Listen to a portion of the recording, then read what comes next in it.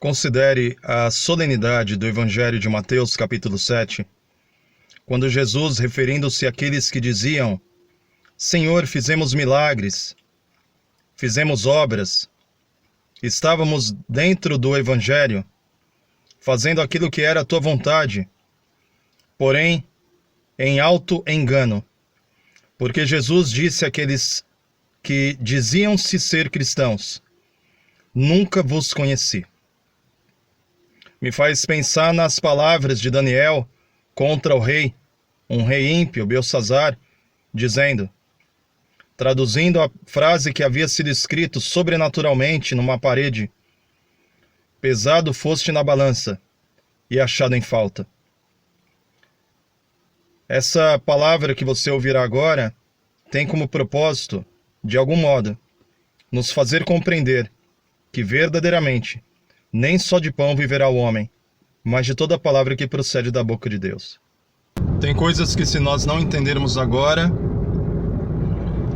não entenderemos nunca mais. A profecia diz: até 2.300 tardes e manhãs, e o santuário será purificado. Purificado do quê? O que é que suja o santuário?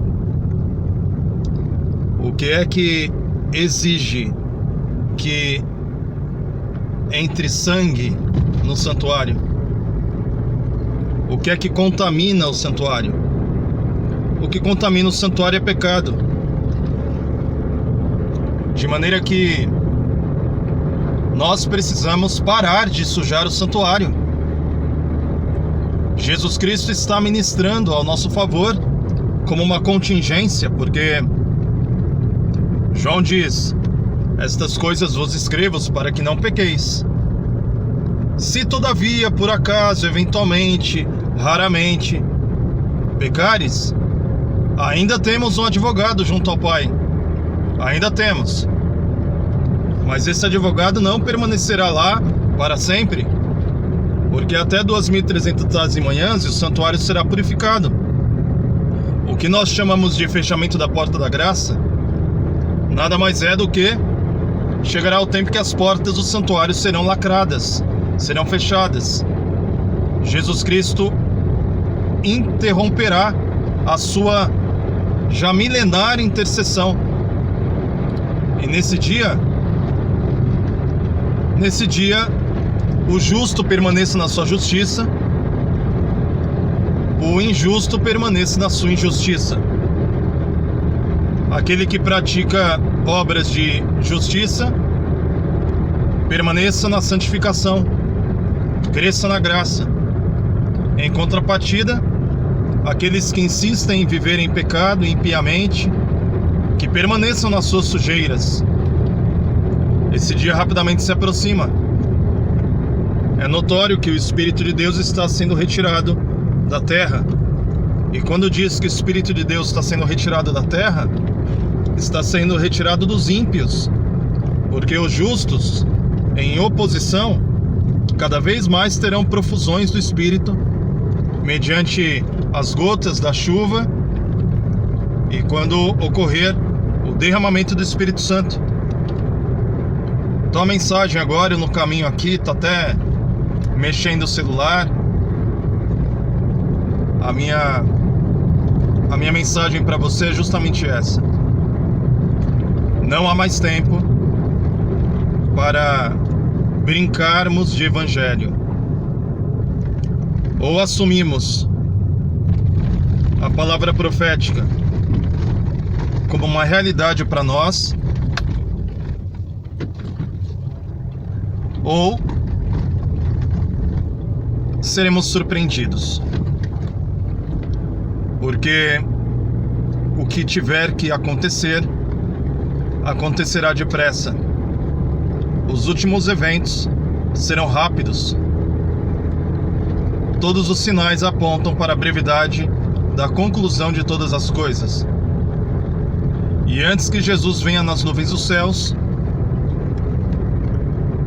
existirão eventos que precedem a vinda de Cristo, e dentre esses eventos haverá uma separação entre os que são e os que não são, o selamento do Espírito, o derramamento da chuva serôdia, o selamento do caráter dos justos em oposição ao caráter dos ímpios.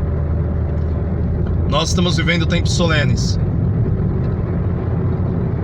Paremos de pecar, paremos de brincar, paremos de agir como se tivéssemos aí muita chance de oportunidade.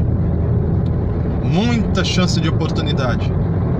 Grave engano. Nosso coração é muito enganoso, cada vez eu vejo mais. Nosso coração é muito enganoso. Ele fica procrastinando e adiando decisões como se, número 1, nós tivéssemos plena certeza de que viveríamos décadas, quando repentinamente nossa vida pode ser surpreendida. Uma fatalidade, uma doença, um acidente, qualquer coisa pode nos surpreender, e assim como os próprios eventos proféticos podem nos surpreender. Então, o que tiver que fazer, faça hoje, faça depressa. Busque força contra a imaginação que tenta te seduzir, contra os pensamentos que tentam te desviar do foco, contra as ações que são contrárias ao Senhor. Buscai ao Senhor enquanto se pode achar. Olha que palavra de Isaías para nós. Isaías capítulo 55, verso 7. Buscai ao Senhor enquanto se pode achar. Ou seja, existe um tempo determinado. Haverá um momento em que não mais poderá ser achado. Que Deus nos abençoe, que Deus nos guarde. Eu não sei quanto a você, mas cada vez mais eu vejo a minha fraqueza. Cada vez mais eu vejo que sem Cristo eu não posso fazer nada. Eu não posso fazer nada sem Cristo. É por isso que eu tenho enfatizado, e vou morrer falando isso: sem a coparticipação na natureza divina, jamais nos livraremos das corrupções que há no mundo. Leia 2 Pedro capítulo 1, verso 4. Se intere dessa realidade. Quando Jesus diz que Ele é o caminho, não é uma frase de efeito, é literal. Jesus é o caminho. Jesus é o homem-Deus. Jesus é o homem gerado pelo Espírito. O que Jesus é, nós temos que ser.